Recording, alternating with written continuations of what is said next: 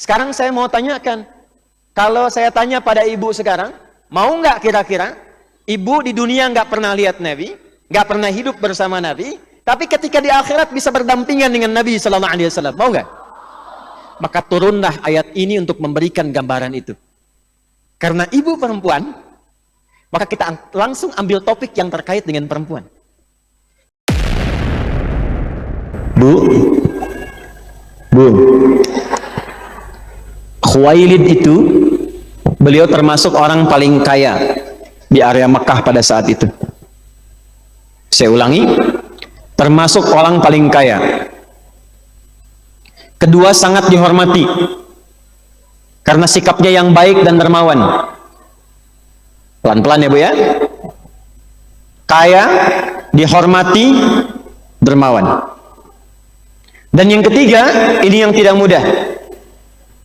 Beliau termasuk yang menjaga diri dari tradisi-tradisi jahiliyah yang menyimpang. Jadi kalau ibu, maaf, menginginkan anak seperti Sayyidah Khadijah dididik, jadilah ibu yang terhormat. Jaga diri sebelum membentuk anak tuh, jaga diri orang tuanya dulu.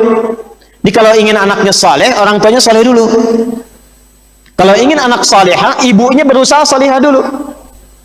Tapi ibu jangan bandingkan dengan orang lain. Saya kan bukan ustadzah, ustadz. Menjadi salehah itu tidak harus jadi ustadzah.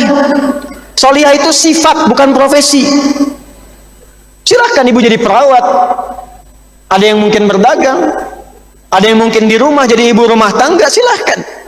Tapi kalau ingin anaknya menjadi anak yang terbaik, disiapkan seperti ibunda-ibunda kita terdahulu, maka bentuk dulu diri pribadi menjadi baik. Nanti kita akan lihat. Di antaranya apa yang dilakukan? Keluarga Khuwailid ini, tadi saya katakan, termasuk keluarga terhormat, terpandang, dia punya harta yang kaya, tapi sisi yang lain juga, ini yang paling penting, paling pokok, menjaga diri dari tradisi-tradisi yang menyimpang. Apa di antara tradisi yang menyimpang itu? Setiap ada lahir bayi perempuan, tradisi jahiliyah menganggapnya sebagai aib. Maka langsung kubur hidup-hidup. Dan sedikit sekali ada kesempatan perempuan bisa tumbuh berkembang.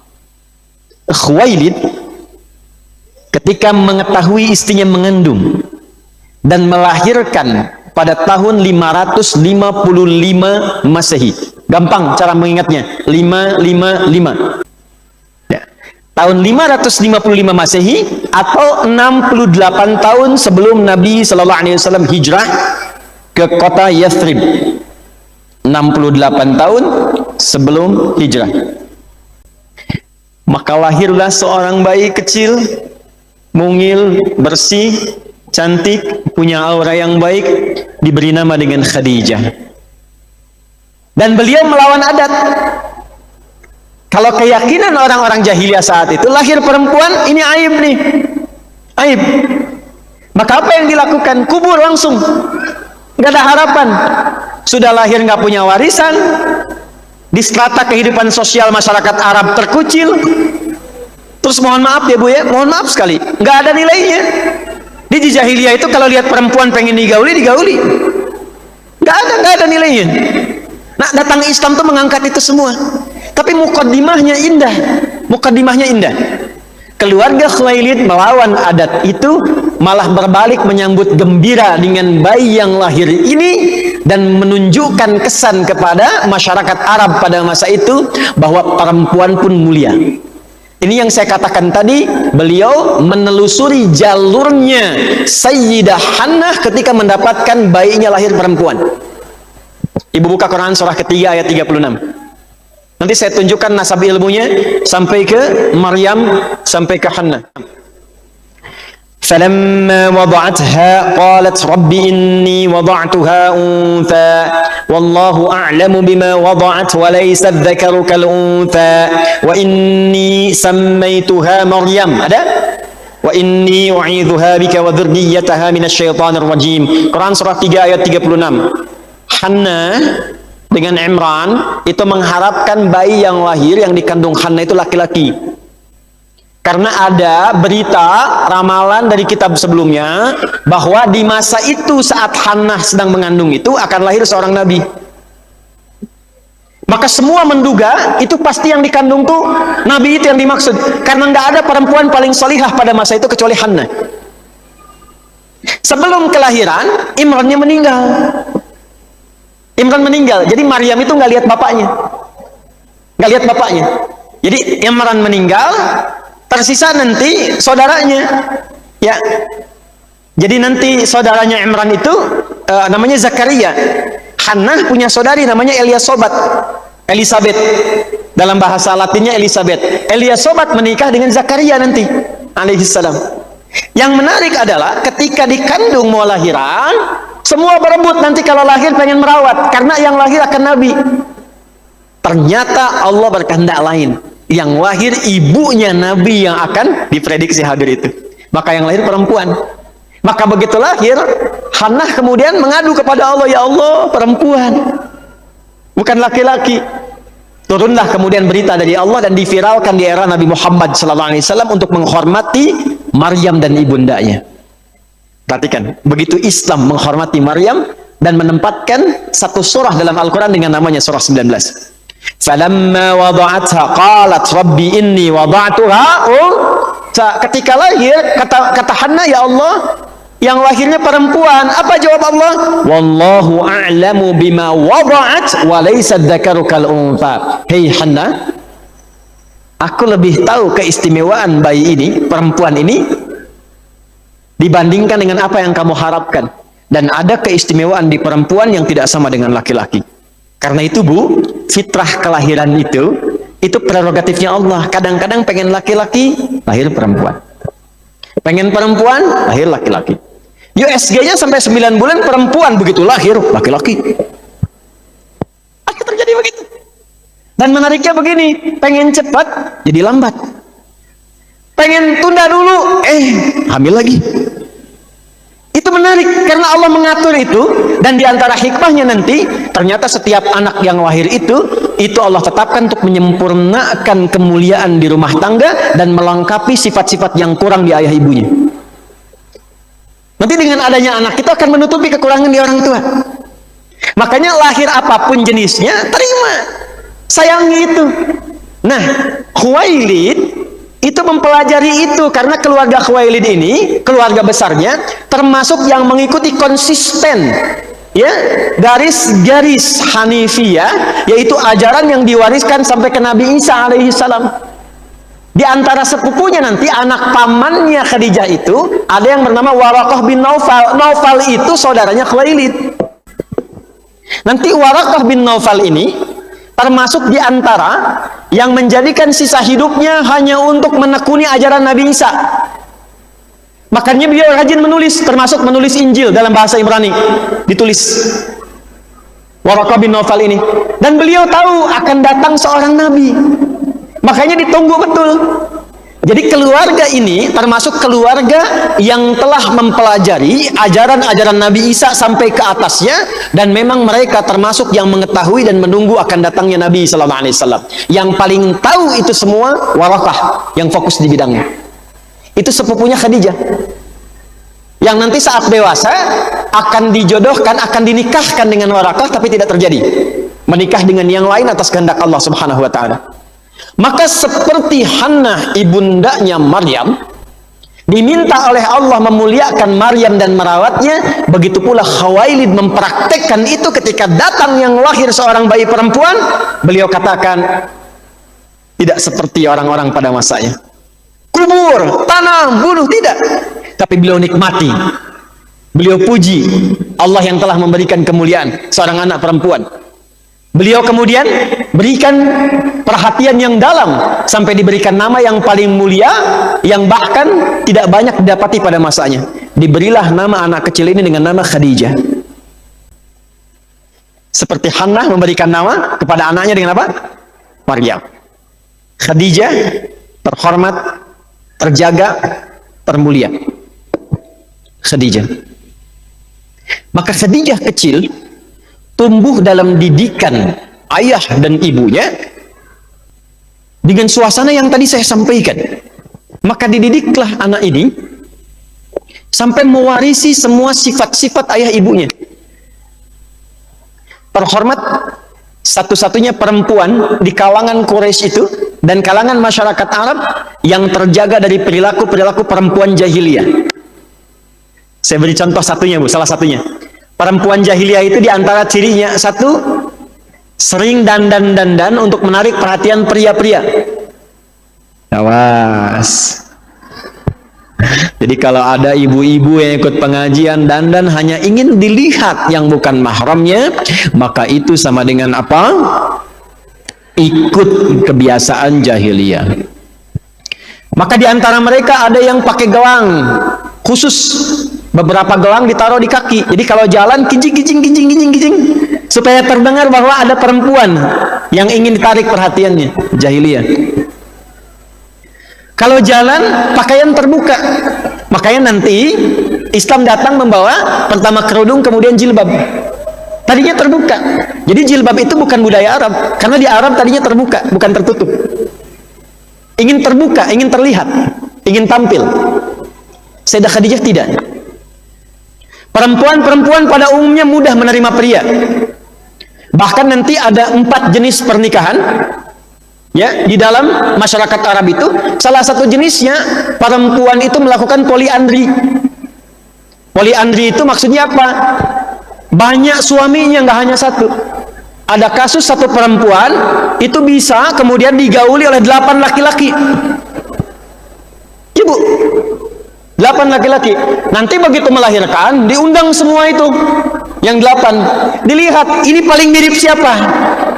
Maka disitulah diikutkan nasabnya. Sedangkan kadang anak itu suka beda-beda kan? Ya, dari awal kelihatan kayak kakeknya kan? Usia 3 bulan, telinganya kayak ibunya, ya. Usia 7 bulan, tuh kan, matanya mirip aku, ya. Usia 10 bulan, kenapa dagunya mirip tetangga? Misalnya, nah ini repot. Rupanya ibunya sering nengokin sepeda tetangga, gitu kan? Lihatin, 8 ini begitu. Khadijah tidak. Jadi semua praktis kegiatan-kegiatan perempuan jahiliyah pada masa itu yang sifatnya kurang bagus tidak pernah diikutin. Tapi yang diikuti apa? Satu, selalu penasaran dengan nilai peningkatan spiritual, punya jadwal tawaf khusus. Beliau ini karena menjaga dirinya dan menempatkan dirinya terhormat karena Allah, maka Allah pun menjadikan perempuan-perempuan semuanya memandang beliau sebagai terhormat. Tidak ada satupun wanita yang berani meninggikan suaranya di hadapan Sayyidah Khadijah, saking terhormatnya. Semua kalau sedang kumpul dengan Sayyidah Khadijah diam, nggak ada yang bisik-bisik membicarakannya, saking terhormatnya. Dan orangnya baik, Bu, suka berbagi, terus bersedekah kepada teman-temannya, kalau kekurangan dibantu, ya, keluarganya ditopang. Dan ini nanti akan diteruskan oleh Nabi. Ketika Sayyidah Khadijah meninggal, kalau Nabi menyembelih hewan apapun, itu sebagiannya diperintahkan oleh Nabi, sedekahkan kepada teman-temannya Khadijah. Saking tahunya Nabi kebiasaan baik istrinya. Satu, ya. Apa hikmahnya untuk para ibu? Pertama, kalau ibu ingin meneladani Sayyidah Khadijah dan menyiapkan diri dekat dengan Allah, mulai hari ini ibu koreksi di rumah dan di luar rumah, apa saja hal-hal yang tidak disenangi oleh Allah dan Rasulnya jauhkan. Contoh, ibu suka lihat apa di TV? Drakor, drama Korea, BTS, macam-macam dan sebagainya. Udah, simpan, jauhi, ganti sekarang channelnya, ganti dengan channel Mekah 1, Quran, Ka'bah, lihat aja, ya. Doakan, harapkan ingin seperti Sayyidah Khadijah. Yang kedua, jaga diri dari kebiasaan yang tidak penting, pertemuan-pertemuan yang tidak penting, ganti judulnya di pengajian. Halo, sosialita yang kumpul-kumpul, para ibu-ibu yang senang kumpul, nggak dilarang kumpul, karena istri Nabi pun senang ngumpul-ngumpul. Cuman apa yang dilakukan? Ganti judulnya. Pelajari diskusi tentang Sayyidah Khadijah. Cara meningkatkan iman, ngaji bersama. Silahkan. Setelah itu saling sedekah, boleh. Saling perhatikan. Ketemu teman, siapa yang akan kita bantu di hari ini, ya? Kita mau donasi kemana sekarang, ya? Bakti sosial kemana, ya? Itu, Bu, ganti jadi begitu, Bu. Bikin statusnya jangan aneh-aneh. Karena ciptakan lingkungan yang kondusif. Sehari satu ayat, mendekat kepada Allah. Jadikan diri terhormat, maka ketika seorang menata dirinya terhormat, Allah akan menjadikan orang-orang di sekitarnya menghormatinya. Bu, ustadz pun kalau tidak menjaga dirinya terhormat di hadapan Allah, jadi bahan mainan juga, Bu. Coba lihat sekarang tuh yang diustadkan banyak sekali di media sosial dan sebagainya. Apakah setiap ustadz itu mendapat penghormatan? Belum tentu. Ada yang disebut ustadz tapi yang didapatkan caci maki dalam kehidupannya. Ada. Kenapa? Karena diantaranya tidak menempatkan dirinya terhormat di hadapan Allah. Jadi kehormatan itu tidak harus menjadi ustadz dan ustadzah. Ibu jaga diri dengan terhormat, Allah memerintahkan pada makhluknya, hormati dia. Silahkan ibu kalau nggak percaya. Ibu datangnya ke pengajian, datangnya kepada ahli Quran, kegiatannya positif, ikut sama-sama berjamaah, ikut sama-sama misalnya bakti sosial, ikut tergerak misalnya memberikan support pada kebaikan. Demi Allah, Bu, ketika ibu bertemu dengan teman manapun, mereka akan menjaga lisan dan dirinya di hadapan ibu. Gak akan berkata yang macam-macam, gak akan merendahkan ibu. Bahkan teman yang sebelumnya sering bercanda, sekarang menahan diri. Menahan diri. Awalnya begitu. Atau solihahnya ayo nama. Awalnya. Besok-besok hormat. Itulah Sayyidah Khadijah. Maka itu yang menjadikan semua orang-orang masyarakat pada masa itu segan pada beliau. Saat yang bersamaan hanya orang-orang terhormat yang mau merebut cintanya Khadijah. Ini yang dimaksudkan di surah An-Nur. Jadi kalau seorang perempuan, mungkin di sini ada yang belum menikah, atau ada juga yang sudah anaknya mungkin disiapkan oleh ibunya mencari pasangan, gampang, Bu. Siapkan anak Anda secara terhormat, nanti Allah yang kirimkan yang terhormat juga. Gak mungkin yang biasa-biasa pengen datang. Ibu tempatkan anaknya dengan baik, didik dengan baik, jadikan ahli Quran, hafalan 30 juz, sekolahnya yang bagus. Gak akan mungkin pria biasa datang ke rumah ibu. Pasti yang datang itu akan dicarikan oleh Allah yang sesuai. At-tayyibatu lit-tayyibin. Perempuan-perempuan terbaik akan dikirimkan orang baik juga, kata Allah. Akan kelihatan. Nanti datang 3 orang. Sekarang kan sedang ngetren lamaran pakai Quran. Sekarang jamaah-jamaah saya yang bapak-bapak, saya katakan, Pak, kalau nerima calon mertua, calon menantu, tanya dulu hafal berapa juz. Datanglah seorang anak. Siapa namanya?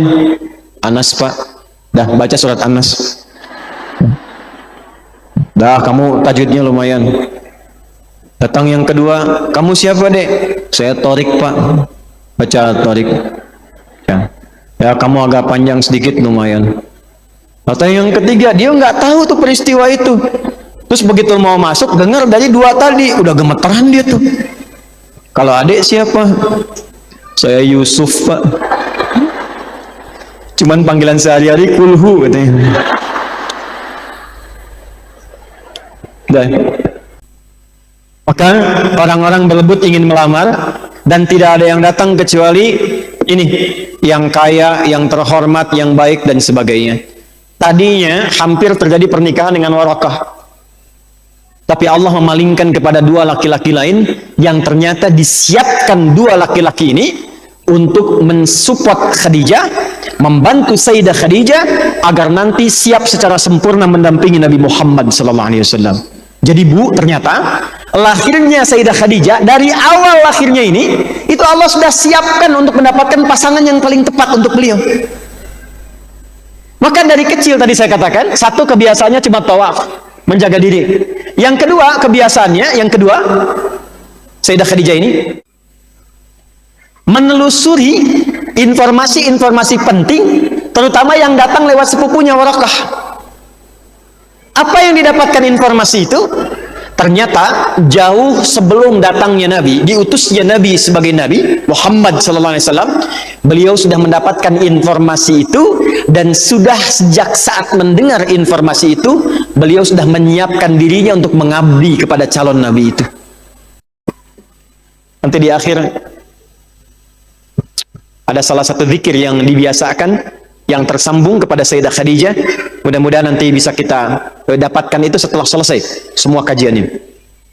Maka ini sering, udah tahu ini informasinya. Akan ada seorang nabi, masanya sekian, cirinya begini, ya. Kemudian yang didapatkan begini, karakternya seperti ini. Maka dalam perjalanan hidupnya belum dapat itu. Sementara usia sudah semakin naik. Maka diisilah usia itu dengan meneruskan usaha bapaknya. Sampai bapaknya meninggal, diwarisi usaha itu untuk mendapatkan warisan dari bisnisnya. Ibu, kalau ibu lihat dari tempat Nabi itu dilahirkan, kemudian ke Jabal Qubais nyambung ke Bukit Sofa, ada bukit lagi sampai ke Marwah. Itulah tempat bisnisnya Sayyidah Khadijah, saking kayanya itu. Menikah dengan seorang laki-laki pertama, namanya Abu Halah.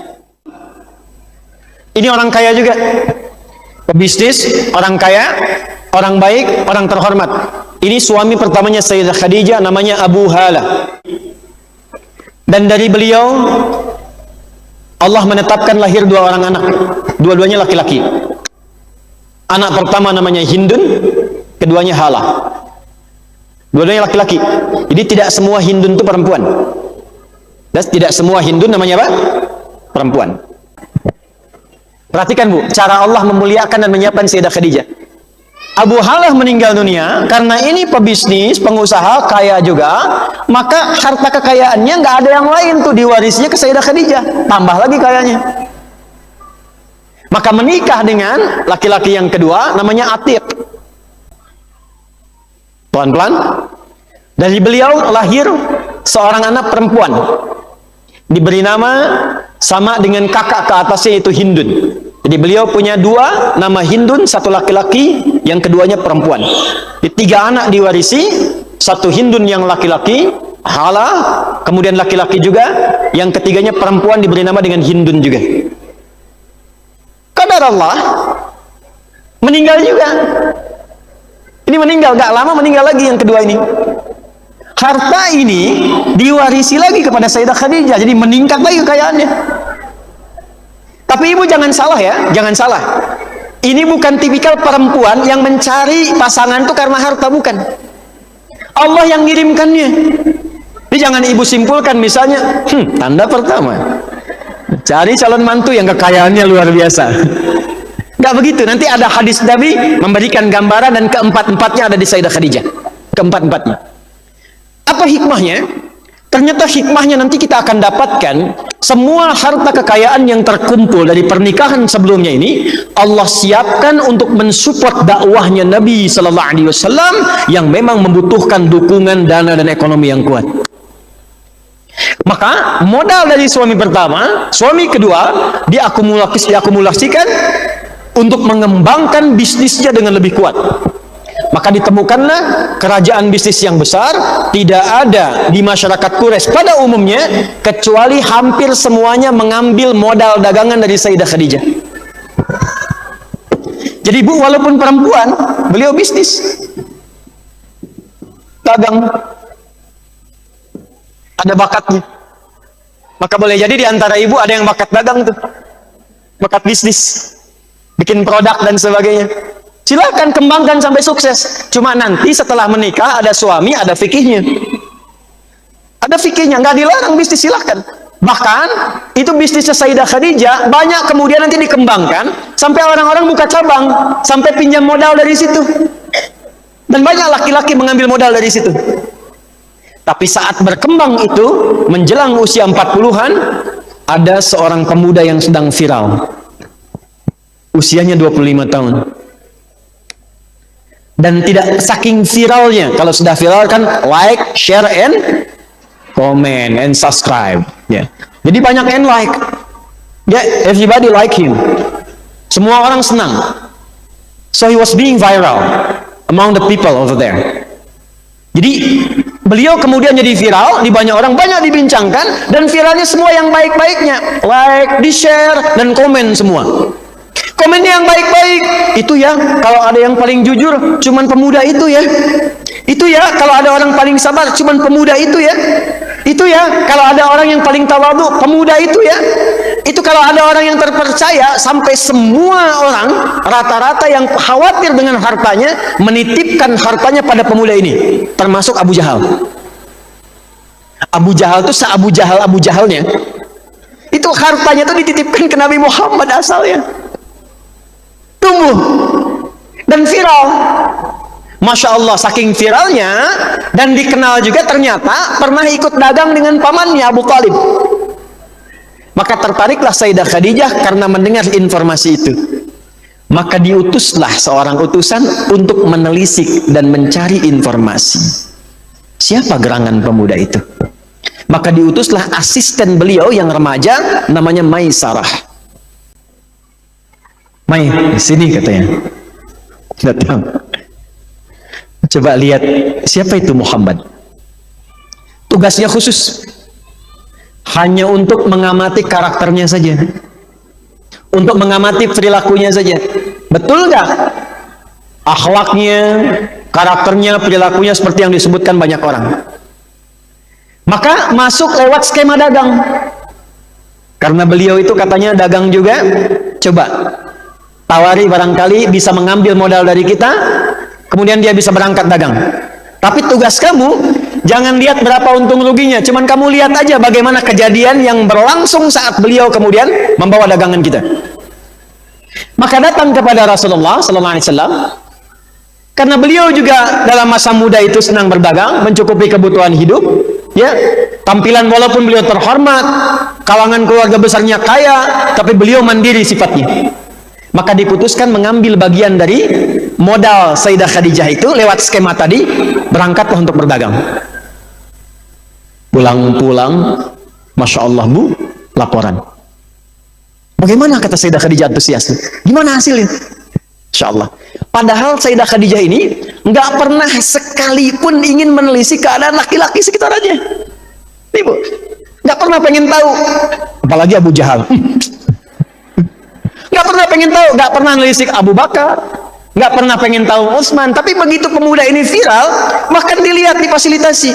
Dan sepulangnya dari niaga itu, ditanya asistennya apa yang terjadi. Maka diceritakan semuanya tanpa kecuali. Demi Allah, aku tak pernah melihat seseorang berdagang yang terbaik kecuali yang ini, yang mulia kecuali yang ini. Sepanjang jalan terjadi begini. Tidak pernah ia berdagang berniaga kecuali jujur dalam penyampaiannya. Kalau bagus ia katakan bagus, kalau kurang bermutu ia katakan kurang bermutu, sehingga pelanggan senang semuanya. Hasilnya apa yang beliau niagakan 2 kali bahkan lebih berlipat dari pedagang-pedagang yang lainnya. Yang penting bagi Sayyidah Khadijah bukan itu, bukan untungnya, tapi beliau ingin memastikan apakah ciri yang melekat pada pemuda ini sama dengan informasi yang selama ini beliau pelajari yang menunggu kedatangan seorang nabi. Itu poinnya, Bu. Itu poinnya. Begitu dipastikan benar, baik, bagus, sesuai kriteria, tapi beliau belum meyakini kan, karena belum tahu. Maka apa yang terjadi? Beliau utus asisten yang perempuannya namanya Nafisah. Nafisah. Ada riwayat mengatakan menemui Rasulullah sallallahu alaihi wasallam, ada riwayat langsung mengatakan menemui pamannya yaitu Hamzah dan atau Abu Talib. Ya, menemui pamannya Hamzah dan atau Abu Talib, karena ada yang mengatakan menemui Abu Talib, ada yang mengatakan menemui Hamzah. Riwayat yang mengatakan menemui Rasulullah sallallahu alaihi wasallam mengonfirmasi usia berapa, sekian, belum terpikir untuk menikah. Ini ada riwayat demikian. Belum, saya masih mematangkan diri dulu. Ya, jawaban Nabi sallallahu alaihi wasallam. Saya kan dari kalangan biasa. Kata Nafisah, bagaimana kalau ada seorang perempuan yang tertarik dengan Anda, orangnya baik dan mampu menanggung semua kebutuhan yang ada? Apa jawab Nabi? Kalau beliau bersedia tidak ada masalah. Maka disampaikanlah Sayyidah Khadijah ingin dipersunting atau dipinang oleh Anda. Maka Nabi menyepakati, maka diaturlah dengan pamannya dan disiapkanlah kemudian mahar 20 ekor unta muda untuk meminang Sayyidah Khadijah. Tapi sebelum peristiwa ini, ada riwayat mengatakan ada seorang bernama dan bergelar sangat populer Abu Jahal berusaha melamar Sayyidah Khadijah, ditolak. Setelah ditolak itulah Nabi Muhammad justru diminta untuk melamar Sayyidah Khadijah. Inilah yang diduga menjadi dendam berkepanjangan dari Abu Jahal yang tidak mau kemudian mendengar apapun dari Muhammad sallallahu alaihi wasallam. Setelah sebelumnya kalah gulat. Jadi olahraga gulat dengan Nabi, kalah Abu Jahal. Di kesempatan kedua cintanya pun ditolak. Udah kalah kuat, kalah cinta. Itu yang menjadikan dia dendam kepada Nabi. Maka hati-hati ya. Perbedaan kadang-kadang sifat suka menjadikan seseorang berpotensi menjadi lawan dalam berkehidupan. Ya. Kembali. Maka dilamarlah Sayyidah Khadijah, terjadilah pernikahan dengan selisih usia. Sayyidah Khadijah menurut riwayat yang sampai kepada kita usia 40 tahun, Nabi Muhammad sallallahu alaihi wasallam usianya berapa? 25 tahun pada masa itu. Apa fikih yang bisa diambil dari sini? Tidak salah. Maaf ya, tidak salah seorang perempuan pun berupaya mencari suami yang ideal untuknya. Jadi pencarian itu tidak hanya dari laki-laki. Kalau perempuan pun merasakan sudah mesti ada pendamping hidup dalam dirinya, maka jika dia berusaha menemukan kriteria itu tidak salah, Bu, silahkan. Atau orang tua ingin mencarikan, gak ada masalah. Dan kalau sudah ada, jangan menyimpan rasa terlalu lama sehingga nanti berpotensi kecewa di kemudian hari ketika dia diambil orang lain. Ya, utus seseorang untuk bisa datang. Utus seseorang untuk menemui keluarganya. Untuk bisa mendapatkan kepastian kira-kira setuju enggak. Karena biasanya sifat perempuan itu kan menunggu kan? Diam kan? Ya kan? Makanya kalau dilamar mesti menjawab. Kalau diam artinya setuju. Ya. Apakah berkenan kalau saya kira-kira melamar dan ingin melangsungkan pernikahan? Diam, tandanya setuju. Ya, di usul fikih itu ada kaidah as-sukutu alamatu ya. Ya, diam artinya tanda setuju. Baik, terjadi pernikahan usia Rasulullah sallallahu alaihi wasallam 25 tahun. Usia Sayyidah Khadijah 40 tahun, maaf. 25 tahun, 40 tahun, selisih di antara keduanya 15 tahun. Setelah keduanya berumah tangga, bagaimana rumah tangga keduanya? Di mana mereka bertempat tinggal? Seperti apa jalan kehidupannya? Kapan anak pertama lahir? Kenapa semua anak yang laki-lakinya kok meninggal saat baru lahir? Al-Qasim meninggal, Abdullah meninggal. Sementara yang perempuannya hidup semua. Ya, Zainab radhiyallahu taala anha hidup, berkembang bahkan menikah. Ruqayyah berkembang menikah. Ummu Kulsum demikian. Fatimah yang paling bungsu, yang terkasih juga di antara penghuni perempuan calon penghuni surga, lahir, tumbuh, berkehidupan dan mulia kisahnya. Dan yang paling menarik, bagaimana perjuangan besar Sayyidah Khadijah, catat ini, sampai mengorbankan harta, cinta dan nyawanya untuk meningkatkan takwa kepada Allah dalam mendampingi suaminya, sampai mengatakan, sayang, demi Allah, Allah tidak akan pernah meninggalkanmu. Engkau orang baik yang menyambungkan silaturahim, merawat para fakir, memuliakan tamu-tamu yang datang, dan bisa memuliakan anak-anak yatim, orang-orang miskin. Kalau bahasa kita, yakinkan pada dirimu, aku akan bersamamu dalam suka dan duka. Sampai Nabi menyebut dalam tidurnya, mengisahkan kepada istri-istri yang lain, dan mengatakan, tidak ada yang akan pernah seperti Khadijah. Bagaimana kisah selanjutnya? Kita akan sambungkan kelak di edisi yang akan datang insya Allah. Baik. Jadi pelan-pelan dulu, Bu, ya. Kita masalahnya begini. Saya tidak mengajar untuk menuturkan cerita. Saya menyampaikan hikmah dan fikih untuk dipelajari. Saya ingin simpulkan dulu kesimpulannya apa. Satu, untuk membentuk pribadi yang seperti Sayyidah Khadijah. Sebentar, jangan dulu tulis ya. Tahan. Ibu masih ingat nggak? Nabi menyampaikan 4 kriteria dalam pernikahan. Tunkahul mar'atu li arba'in. Kadang-kadang pernikahan itu motifnya 4. Limaliha, hartanya. Wa nasabiha, kedudukannya atau nasabnya. Yang ketiga, li jamaliha, cantik atau gantengnya. Yang keempat, lidiniha, ketaatannya. 4 ini. Perhatikan, kalau kita diminta milih, kata Nabi, pilih yang keempat. Fadfar bidzatid din taribat yadak. Ambil yang keempat, karena semakin orang soleh, semakin taat, semakin dekat dengan Allah, dan apa yang terhalang bagi Allah untuk memberikan semuanya. Tapi Khadijah radhiyallahu ta'ala anha, sayyidah mulia ini, memiliki keempat-empatnya. Harta dicukupkan oleh Allah, nasab dihormati, dimuliakan oleh Allah. Kemudian yang ketiga, cantiknya juga terwariskan. Dan yang keempat, ketaatannya tidak diragukan. Nah sekarang, kalau ada perempuan yang ingin mendekati jejak keempat ini, maka kurikulumnya sesuai jalur hidupnya adalah satu, ini yang saya maksudkan, menjaga diri dari setiap tradisi dan atau kebiasaan, menjaga diri dari setiap tradisi dan atau kebiasaan yang merendahkan kehormatannya di hadapan Allah dan Rasulnya. Titik, gak usah ditulis titik, maksudnya titik, diam dulu. Sekarang ibu fokus dulu. Apa implementasinya dari perjalanan materi tadi? Contohnya apa? Contoh, hal-hal yang tidak penting gak usah diikuti. Kumpul-kumpul yang tidak jelas mulai sekarang jauhi. Tontonan, bacaan yang tidak penting jauhi. Karena Sayyidah Khadijah tidak melakukan itu.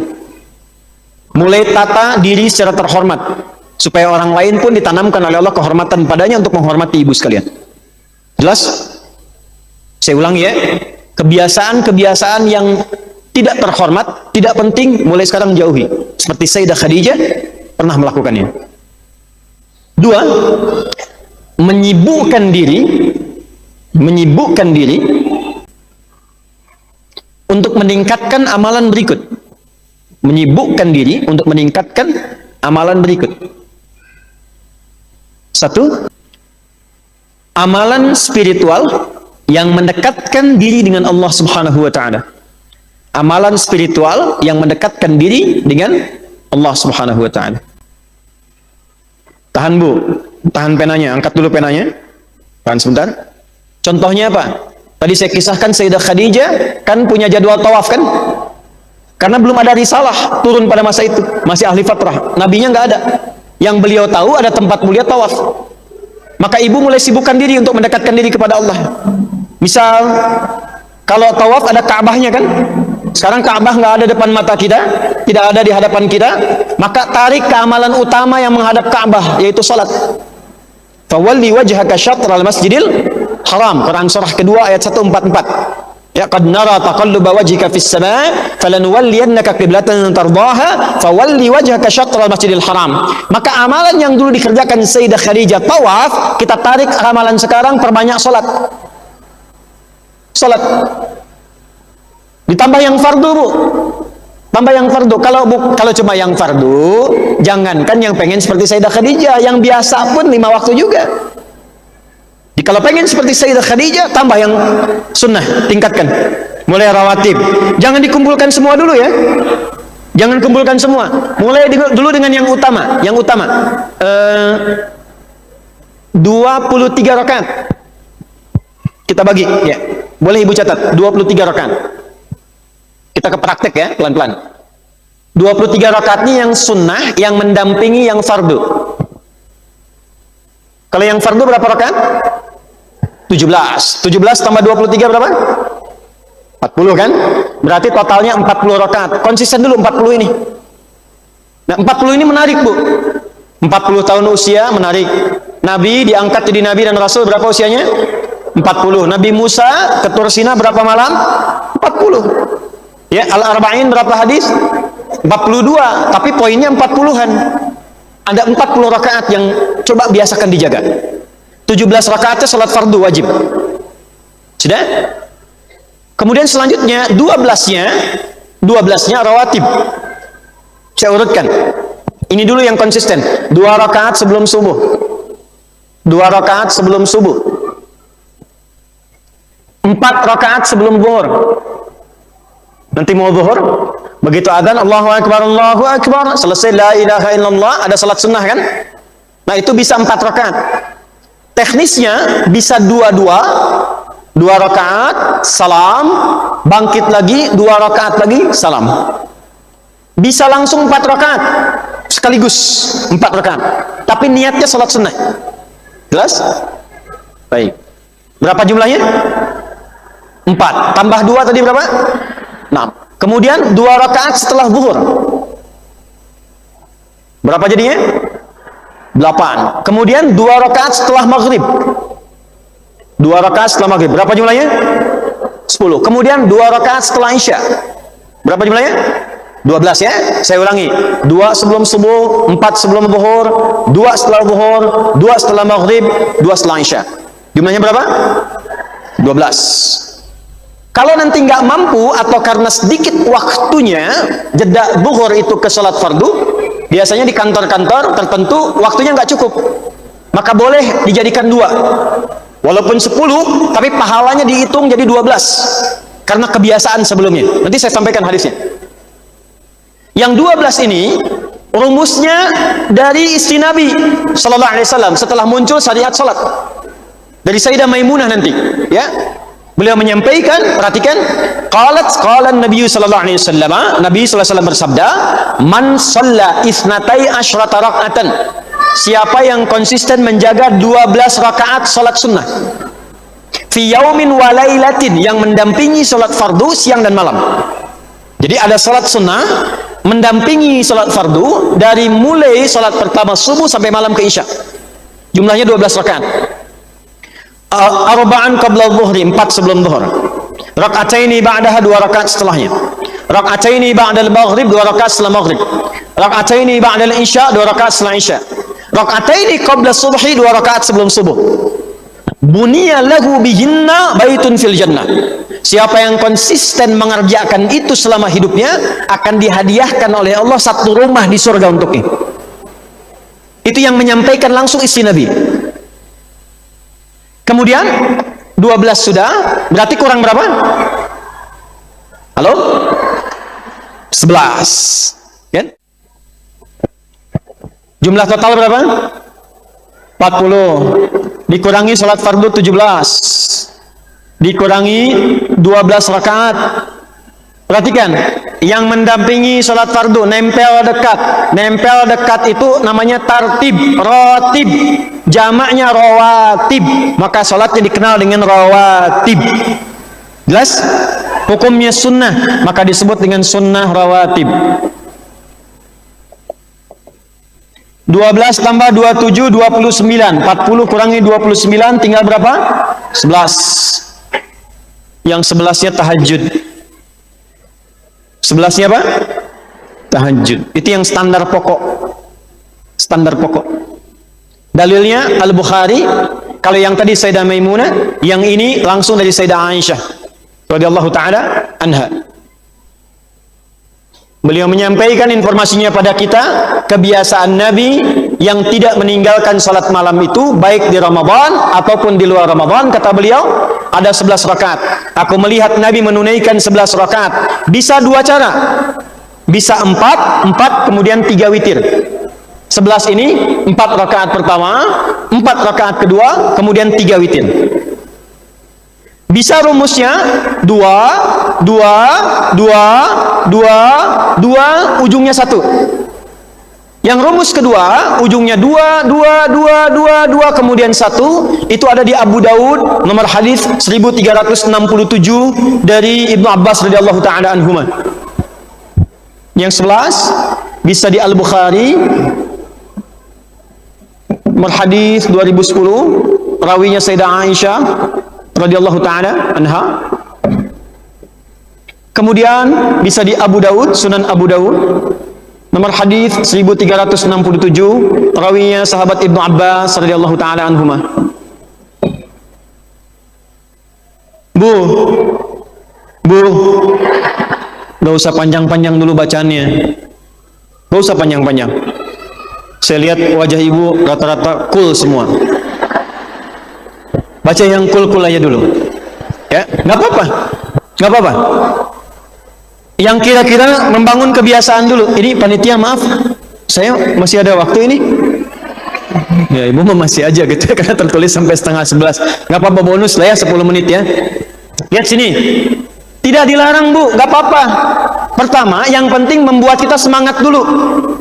Jangan panjang-panjang dulu. Jangan ibu paksakan, oh bako, besoknya nggak bangun lagi. Ya, nggak apa-apa. Misalnya rakaat pertama, qul a'udzu birabbil falaq. Rakaat kedua, qul a'udzu birabbin nas. Rakaat ketiga, dua lagi, qul a'udzu birabbil falaq. Rakaat keempat, qul a'udzu birabbin. Rakaat kelima, qul a'udzu birabbil falaq. Rakaat keenam, qul a'udzu birabbin. Rakaat ketujuh, qul a'udzu birabbil falaq. Kedelapan, qul a'udzu birabbin nas. Kan istiqomah kan? Rakaat 9, qul a'udzu birabbil falaq. Rakaat ke-10, qul a'udzu birabbin. Baru puncaknya yang ke-11, qul huwallahu ahad. Ya kan? Itu kan paling ikhlas banget dibacanya ya.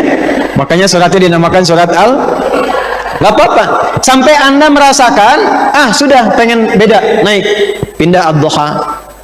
Lalu al-insyirah temannya terus diurut sampai merasa nyaman. Pokoknya jangan panjang-panjang dulu.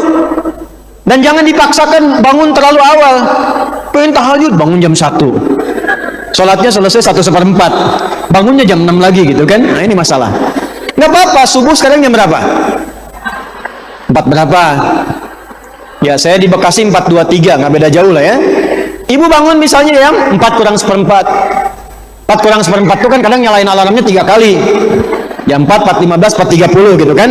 Alarm pertama matikan, alarm kedua siap-siap, alarm ketiga baru begini sadar jam 4 kurang 10. Wudu siap-siap jam 4 mulai. Nggak usah panjang-panjang, tadi dulu nikmati nih, dekatin ke subuh dulu sehingga nggak terasa berat. Itu rumusnya. Sehingga nggak terasa berat, nggak apa-apa. Dekatin dulu, bangun, nikmati dulu, konsisten dulu sampai 40 ini. Bu, silahkan ibu buktikan setelah konsisten ini akan ada yang berbeda rasanya. Demi Allah saya katakan, orang yang konsisten menjaga 40 rakaat ini, maka hidupnya dijaga oleh Allah dari maksiat. Nggak cukup dengan amin, ibu praktekkan dulu. Dijaga dari fahsya dan mungkar. Inna salata tanha anil fahsya wal fahsya itu syahwat dari nafsu. Pornografi, porno aksi, LGBT, tuh ya. Yang jorok, yang kotor itu fahsya. Yang mungkar, merampok, membunuh, mohon maaf sekali, hoax, menipu, berselisih, macam-macam, itu dua-duanya sumbernya itu. Itu kalau konsisten itu dijaga oleh Allah. Jelas ya? Saya minta siap latihan ya. Insya Allah ketika saya datang lagi, insya Allah sudah terbiasa 40 rakaat ini.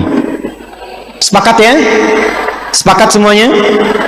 Baik, ini amalan ini saja yang saya cukupkan dulu. Yang lainnya saya tutup 2 hal lagi, kebiasaan Sayyidah Khadijah, supaya sesuai dengan urutannya tadi. Yang kedua, biasakan ngaji dan belajar sirah.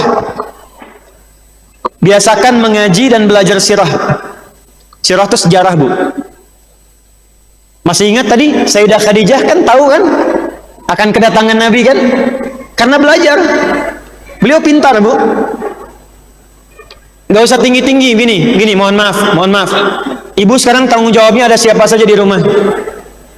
Ya saya tahu ya. Sekarang anaknya laki-laki atau perempuan? Kan? Ya. Maksud saya begini, kalau anak laki-laki, ibu pelajari ayat-ayat yang terkait dengan anak yang laki-laki di Quran apa. Kalau anaknya perempuan, keluarkan ayatnya. Lihat hadisnya, lihat sirahnya. Contoh, anak laki-laki misalnya, usia berapa? Kita ambil yang standar kecil dulu lah. 2 tahun menjelang balik. Apa ayat pendidikan di situ? Ada Quran surah Luqman. Ayat 31 misalnya, Quran surah 31 ayat 13 sampai 19. Nanti ibu tilawahi itu. Duduk dengan suami. Apa yang pertama diajarkan pada anak itu? Kan yang dialog suaminya, bapaknya. Idz qala Luqmanu libnihi, Luqman yang nyampaikan kepada anaknya. Kenapa nggak disebutkan ibu? Karena ibu sudah mendalaminya, sudah terbiasa banyak dengan anak. Kalau bapak banyak di luar, sebanyak-banyaknya sibuk di luar, mesti ada waktu dengan anak. Jadi komunikasi ibu dengan bapak nyambung. Apa yang diajarkan? Kenalkan dengan Allah. La tusyrik billah. Lalu ketika bicara, maaf dari anaknya kecil, ayah kisahkan tentang ibunya. Ketika ayahnya pergi mengajar, berangkat atau bekerja, ibu kisahkan tentang ayahnya. Itu spirit ayat 14 sampai 15. Makanya ketika anak datang dengan ayahnya, dia berjalan, kisahkan, nak, nanti kalau sedang dengan mama, sayangi mama ya. Peluk mama, main-main. Tuh mama itu waktu mengandung kakak, kan ayat 14-nya tentang ibu yang mengandung. Itu papa dampingi. Terus waktu itu memang papa nggak sempat ada, tapi masya Allah mama itu minta doanya, miring kanan kiri sulit demi kakak itu. Sedihnya, ada nangisnya, berjuangnya demi kakak. Terus kakak ingat nggak waktu digantiin popok? Tiba-tiba sebelum digantiin, kakak pipisin mama tuh waktu itu. Ceritain, tapi mama nggak marah. Kayak nanti jangan marah sama mama ya. Yang cerita jangan ibu. Kalau ibu yang cerita nggak nyambung, nyampe tapi rasanya nggak sampai ke hati. Biarkan yang cerita bapaknya. Nanti saat bapaknya kerja, ibu yang cerita. Kak, papa itu waktu kecil, dari mulai mengandung kakak itu mama, papa tuh perhatian terus, disayang-sayang, didoain begini. Nanti kalau papa pulang, jangan repotin ya, pijitin kakinya. Mainnya jangan langsung.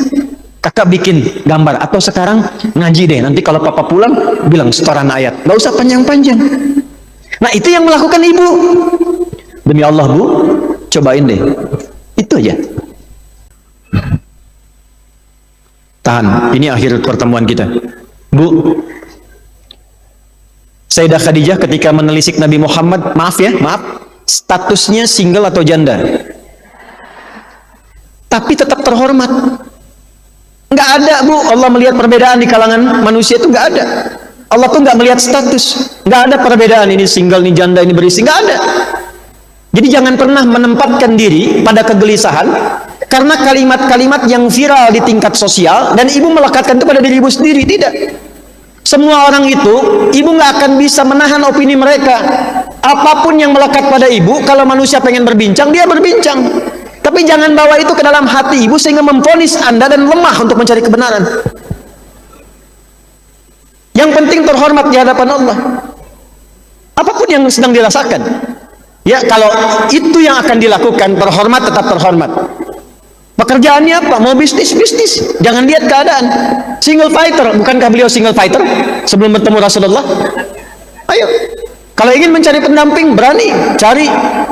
Lewat utusan dan sebagainya. Untuk anak, carikan yang terbaik, yang kira-kira terhormat dalam kebaikan. Jadi yang terakhir, mandiri dalam kemuliaan dan menjaga kehormatan dalam ridha Allah subhanahu wa ta'ala. Ini yang kita dapatkan dalam usia 40 tahun. Beliau, tuh usianya berapa? 40 kan? Perhatikan. Dalam usia kematangannya, hartanya matang, ilmunya matang, usianya matang, 40 mendapatkan keberkahan yang luar biasa, yaitu Rasulullah sallallahu alaihi wasallam. Mudah-mudahan 40 rakaat tadi istiqamah dilakukan, kemudian amalan lainnya juga bisa mulia, ditinggalkan kebiasaan yang kurang baik, sampai kita berjumpa di pertemuan yang selanjutnya, yang ini insya Allah sudah terbiasa dilakukan. Siap ya?